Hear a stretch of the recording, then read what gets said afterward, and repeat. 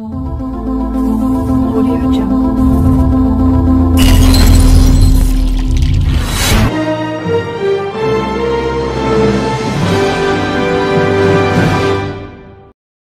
Selamat pagi. Pagi, Pak. Kita akan merenungkan firman Tuhan dari Injil Matius pasal 26 ayat 36 sampai dengan ayat 46. Injil Matius pasal 26 ayat 36 sampai 46 firman Tuhan. Maka sampailah Yesus bersama-sama murid-muridnya ke suatu tempat yang bernama Getsemani. Lalu ia berkata kepada murid-muridnya, "Duduklah di sini sementara aku pergi ke sana untuk berdoa." Dan dia membawa Petrus dan kedua anak Zebedeus sertanya, maka mulailah ia merasa sedih dan gentar. Lalu katanya kepada mereka, "Hatiku sangat sedih, seperti mau mati rasanya. Tinggallah di sini dan berjaga-jagalah dengan aku." Maka ia maju sedikit lalu sujud dan berdoa katanya, "Ya Bapakku, jikalau sekiranya mungkin, biarlah cawan ini lalu daripadaku. Tetapi janganlah seperti yang ku kehendaki, melainkan seperti yang Engkau kehendaki." Setelah itu ia kembali kepada murid-muridnya itu dan mendapati mereka sedang tidur. Dan ia berkata kepada Petrus, "Tidakkah kamu sanggup berjaga-jaga 1 jam dengan aku? Berjaga-jagalah dan berdoalah, supaya kamu jangan jatuh ke dalam pencobaan. Roh memang penurut, tetapi daging lemah." Lalu ia pergi untuk berdoa. Lalu ia pergi untuk kedua kalinya dan berdoa, katanya, "Ya Bapakku, jikalau cawan ini tidak mungkin lalu, kecuali apabila aku meminumnya, jadilah kehendak-Mu." Dan ketika ia kembali pula, ia mendapati mereka sedang tidur, sebab mata mereka sudah berat. Ia membiarkan mereka di situ, lalu pergi dan berdoa untuk ketiga kalinya, dan mengucapkan doa yang itu juga. Sesudah itu ia datang kepada murid-muridnya dan berkata kepadanya, "Tidurlah sekarang dan istirahatlah. Lihat, saatnya sudah tiba bahwa Anak Manusia diserahkan ke tangan orang-orang berdosa. Bangunlah, marilah kita pergi. Dia yang menyerahkan aku sudah dekat." Bapak Ibu yang terkasih dalam Tuhan Yesus Kristus, perenungan firman Tuhan pagi ini, berjaga-jaga 1 jam saja. Berjaga-jaga 1 jam saja. Bapak Ibu, tidak mudah ketika ada pergumulan, persoalan yang sedang dihadapi. Situasi dan kondisi kadangkala membuat kita sulit untuk mengambil waktu teduh, bahkan waktu tenang. Dalam bagian tulisan yang lain, dalam tulisan Petrus, dia mengatakan, "Jadilah tenang supaya kita bisa berdoa." Pagi ini, tema perenungan kita adalah berjaga-jaga 1 jam saja. Dalam teks ini istilah berjaga-jaga sering diulang. Bahkan Yesus memberikan pertanyaan kepada Petrus, "Tidakkah kamu sanggup berjaga-jaga 1 jam saja dengan aku?" Pertanyaan yang sama juga diajukan kepada kita pada pagi hari ini. Tidakkah kamu sanggup berjaga-jaga 1 jam saja untuk berdoa di hadapan Tuhan? Bapak Ibu yang terkasih dalam Tuhan Yesus Kristus, mengapa kita berjaga-jaga? Itu yang menjadi pertanyaan. Yang pertama, kalau kita melihat di ayat yang ke-37, itu ada perasaan sedih dan gentar. Dilanjutkan di ayat 38, kesedihan hati dan mau mati rasanya. Artinya ada satu tantangan yang berat yang akan dihadapi. Makanya harus berjaga-jaga. Dan waktu kapan saatnya itu kita tidak tahu. Tapi dalam konteks ini Yesus tahu karena dia adalah Allah yang Maha Kuasa. Dia sudah tahu akan menghadapi saat di mana mengalami yang namanya pergumulan yang sangat berat. Sampai dalam doanya, dalam bagian teks yang lain, itu mengatakan peluhnya atau keringatnya seperti jatuh, seperti tetesan darah. Artinya betapa beratnya persoalan yang sedang dihadapi. Ini hal yang pertama. Mengapa berjaga-jaga? Karena daging ini lemah. Ayat 41. Artinya keinginan daging kita lebih kuat untuk menahan diri kita untuk tidak mau berjaga-jaga. Kecenderungan manusia yang sudah jatuh dalam dosa itu tidak akan bisa mampu berjalan sendiri tanpa kekuatan dari Tuhan. Kadangkala Bapak Ibu, ketika dalam pergumulan persoalan yang kita hadapi, lebih banyak kita memuaskan keinginan daging kita. Kalau kita sedang marah, lebih baik amarah kita meluap dulu, baru kita bisa mengendalikan setelah terjadi. Yang ketiga, mengapa berjaga-jaga? Karena tertidur. Kelemahan daging membuat kita tertidur, sebab mata mereka sudah berat di ayat 43. Tidak bisa dihindari. Kondisi fisik, naturnya manusia setelah mengerjakan segala sesuatu, itu membuat kita tidak bisa bangkit. Waktu pagi seperti yang kita lakukan pagi ini, lebih enak di bawah selimut untuk tidur. Hanya waktu yang dianjurkan kepada kita, berjaga-jaga 1 jam saja. Dan Yesus menghendaki para muridnya supaya berjaga-jaga 1 jam saja dengan aku. Mengapa berjaga-jaga? Persoalan yang sulit dihadapi, ayat 39. Ada persoalan yang sulit dihadapi. Di ayat 39, ada cawan. Ayat 42, cawan yang harus diminum. Dan di ayat 44, cawan ketiga kalinya, yaitu berdoa dan mengucapkan doa yang sama. Artinya, tentang cawan yang akan diminum. Bapak Ibu, dalam pemikiran Yahudi, seringkali melambangkan penderitaan itu adalah cawan. Sebagai akibat dari murka Allah. Dalam Wahyu 14 ayat 10, Wahyu 15 ayat 7, dan Wahyu 16 ayat 1. Cawan digunakan untuk murka Allah di akhir zaman terhadap orang-orang yang tidak percaya. Dalam konteks pergumulan di Getsemani, murka Allah itu merujuk ke depan pada momen ketika Yesus ditinggalkan oleh Bapa dalam Markus 15 ayat 34. Keterpisahan dengan Bapa inilah yang menjadi inti dari hukuman dosa di neraka. Keterpisahan ini bersifat total, dalam arti tidak ada kemurahan Allah sama sekali. Dalam istilah Wahyu 14 ayat 10 ini adalah cawan anggur yang tanpa campuran. Ketika Yesus ditinggalkan Bapa di atas kayu salib, saat itulah dia menanggung hukuman neraka bagi orang percaya atau hukuman dosa. Bagaimanapun kita tidak boleh memahami penderitaan rohani Yesus tersebut dalam kualitas yang sama dengan penderitaan rohani yang dialami akibat hukuman dosa. Penderitaan Yesus jauh melebihi atau melampaui hal itu. Bapak Ibu yang terkasih dalam Tuhan Yesus Kristus. Beratnya hukuman yang harus Yesus tanggung. Ada cawan, makanya perlu berjaga-jaga. Masing-masing kita punya cawan yang harus kita minum.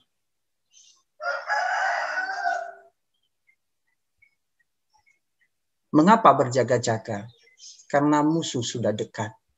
Ayat 45 sampai 46. Musuh tidak akan berteriak, aku ada di sini loh, hati-hati. Enggak. Tapi kita tetap waspada. Tantangan selalu ada. Persoalan pergumulan pasti ada. Ini alasannya mengapa kita harus berjaga-jaga. Bagaimana supaya kita mampu berjaga-jaga dan siap menghadapi hidup ini.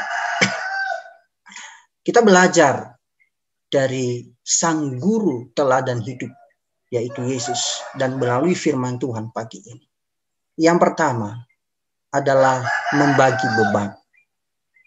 Membagi beban. Kalau kita melihat di ayat 36, 38 dalam bagian teks ini dan juga dalam Markus, kalau kita membandingkan Markus 14 ayat 33 sampai 34. Apa yang dilakukan Yesus ketika dia menghadapi pergumulan yang sangat berat, menghadapi cawan yang harus diminum ini?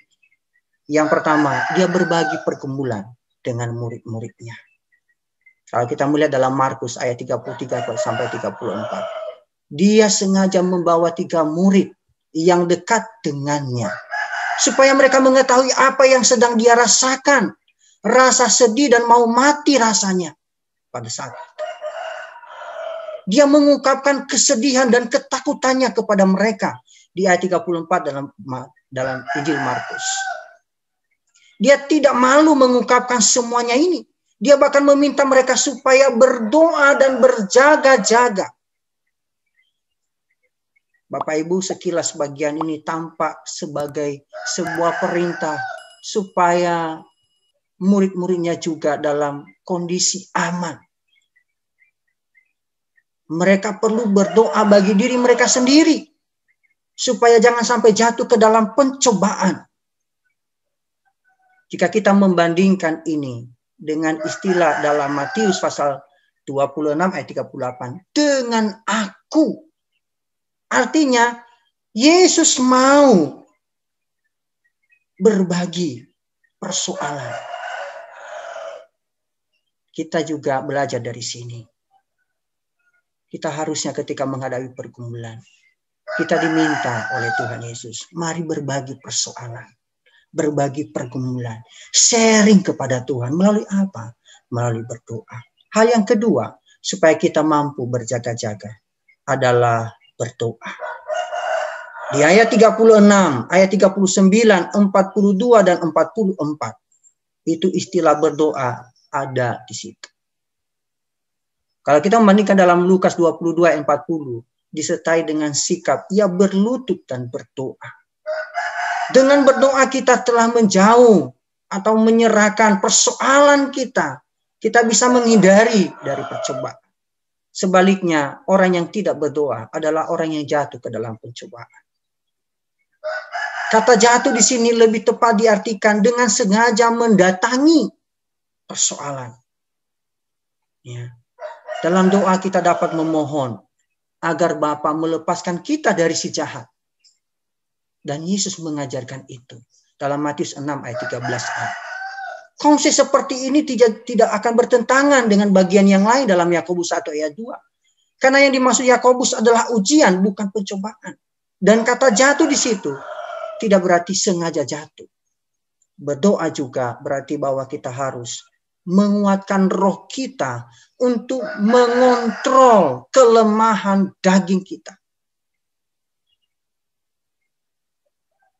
Doa berarti mempercayai kuasa Allah. Yesus meyakini bahwa tidak ada yang mustahil bagi Bapa dalam melakukan atau melewatkan dia dari persoalan. Tapi kita melihat Allah tetap melaksanakan kehendaknya. Doa berarti mempercayakan diri pada rencana Bapa. Yesus memang memiliki keinginan, tetapi dia tidak mau memaksakan keinginan ini kepada Bapaknya. Sekalipun Bapa dapat melakukan segala sesuatu, hal itu tidak berarti bahwa dia mau melakukan hal tersebut. Mempercayai kuasa Allah memang penting, namun yang lebih penting daripada itu adalah mempercayai kedaulatannya. Mempercayai kuasa Allah memang mudah, karena kuasa itu telah dinyatakan dengan begitu jelas. Namun mempercayakan otoritas Allah atas hidup kita bukanlah sesuatu yang gampang. Kita lebih mudah meyakini bahwa Allah mampu melakukan apa yang kita mau daripada meyakini bahwa rencananya adalah yang terindah. Sekalipun hal itu menyakitkan bagi kita. Dari doa Yesus, kita dapat mengambil beberapa pelajaran rohani. Yang pertama, doa bukan sekedar memberi tahu, tapi mencari tahu. Kita bisa membandingkan dalam Matius pasal 6 ayat 8 dan 10. Doa bukan memaksa Allah menunjukkan kuasanya, tapi menyandarkan diri pada rencananya yang sempurna. Doa bukan mencari kuasa untuk melakukan apa yang kita mau, tapi mencari kekuatan untuk menundukkan kemauan kita di hadapan Allah. Kalau kita membandingkan dalam bagian yang lain dalam Matius pasal 26 ayat 53. Bapak Ibu, bagaimana supaya kita mampu bertahan, berjaga-jaga. Yang ketiga, bertahan dan melawan keinginan daging. Ayat 41. Apa yang Yesus katakan di sini, ini merupakan sebuah rahasia yang indah. Daging yang lemah seringkali membuat kita tidak berdoa. Tetapi kita justru harus berdoa agar kelemahan kita dikuasai. Kegagalan para murid dalam berdoa menyebabkan mereka gagal menguasai daging mereka. Kadangkala juga kita demikian. Kita sering jatuh di sini. Mereka tidak kuasa menahan kondisi fisik mereka karena ngantuk yang sangat berat dan mereka tertidur lagi. Tidak mampu untuk bertahan. Maka harus bertahan. Kita harus melawan keinginan daging itu. Memang tidak mudah Bapak Ibu. Tapi itulah proses yang Tuhan mau dalam hidup kita. Ada keinginan untuk mengakhiri studi, pulang kampung. Tidak mampu bertahan. Ada yang undur dari pelayanan. Bahkan ada yang berubah haluan dalam arah panggilan Tuhan. Ini memang tidak mudah. Tapi itulah tantangan yang harus dihadapi. Kita harus mampu bertahan. Yang keempat, bagaimana supaya kita bisa bertahan dan berjaga-jaga ini? Hidup sesuai kehendak Tuhan. Di ayat 39, ayat 42, ayat 44. Kalau kita juga membandingkan dalam Markus 14, ayat 41 sampai 42. Ketika meresponi pergumulan, itu memang berbeda dengan Yesus dan para murid. Ya. Ketika kita meresponi pergumulan, maka hasilnya juga berbeda. Masing-masing kita ada cara tersendiri meresponi pergumulan. Ketika Yesus melihat ada pergumulan di depan, ada persoalan yang siap menghadang, dia berserah kepada Tuhan, kepada Bapa di sorga. Para murid lebih banyak memuaskan keinginannya supaya mereka bisa lega esoknya, mereka tidur. Sehingga hasilnya yang lebih siap untuk menghadapi persoalan adalah Yesus. Walaupun sebelumnya dia merasa takut, merasa gentar, bahkan mau mati rasanya. Dia tahu bahwa saat itu sudah tiba, ayat 41. Dan tidak dapat dielakkan. Ketika persoalan itu ada, maka semua itu tidak bisa dihindari. Sebab kalau kita menghindari persoalan, maka ada persoalan yang baru. Saat itu sudah tiba di ayat 41. Dan tidak bisa dielakkan lagi. Dia memberitahukan hal ini kepada para muridnya dengan seruan, lihatlah. Bahkan mengajak para muridnya, mari kita pergi. Kalau kita melihat di sini, di ayat yang ke-46. Ayat 45, lihatlah. Ayat 46 diajak untuk pergi. Untuk menyongsong apa yang memang harus dihadapi. Bukan lari dari persoalan. Karena sudah siap di depan. Bapak Ibu yang terkasih dalam Tuhan Yesus Kristus. Terlepas dari apakah yang harus kita pahami. Baik itu dalam masalah persoalan pergumulan. Tapi kita melihat di sini. Bahwa tidak ada lagi waktu bagi para murid untuk berdoa dan berjaga-jaga. Ketika waktunya telah tiba. Mereka telah menghabiskan waktu secara percuma. Dan akibatnya selanjutnya kalau kita menghadapi. Mereka gagal menghadapi berbagai persoalan. Ketika di tengah-tengah situasi dan kondisi yang dihadapi Yesus. Menghadapi penderitaan, penyiksaan. Bahkan sampai di atas kayu salib. Mereka meninggalkan Yesus. Yang tadinya baru setelah dalam perjamuan malam bercakap-cakap, berseru dan berkata, Aku tidak akan meninggalkan engkau. Sekarang pupus karena persoalan yang dihadapi. Mengapa kita harus berjaga-jaga? Tujuannya supaya jangan sampai jatuh dalam pencobaan. Hal yang lain adalah melalui persoalan dan pergumulan yang kita hadapi, nama Tuhan ditinggikan dan dimuliakan.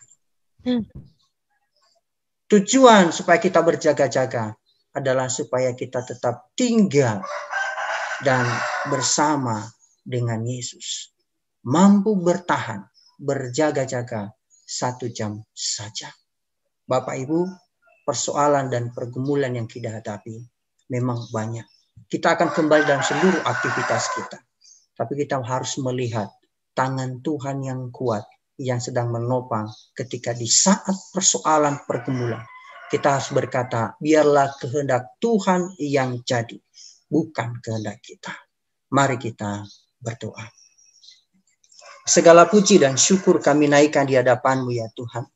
Kalau pagi ini Tuhan meneguhkan kami kembali dalam perenungan memasuki masa-masa perenungan akan penderitaan dan juga kemenangan dari Tuhan Yesus atas kami yang berdosa. Saatnya kami boleh melihat bahwa kami dituntut supaya kami terus berjaga-jaga. Berkatilah firman-Mu. Berkati kami semua dan berkati seluruh aktivitas yang akan kami kerjakan.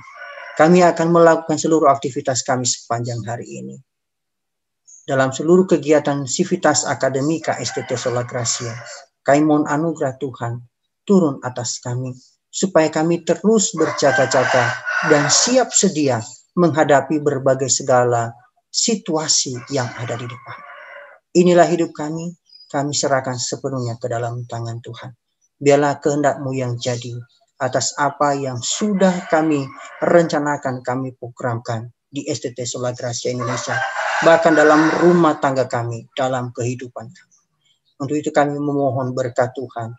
Kiranya berkat dari Allah Bapa, berkat dari anaknya Yesus Kristus, dan berkat dari persekutuan Allah Roh Kudus menyertai kita sekalian mulai dari saat ini sampai selama-lamanya. Amin.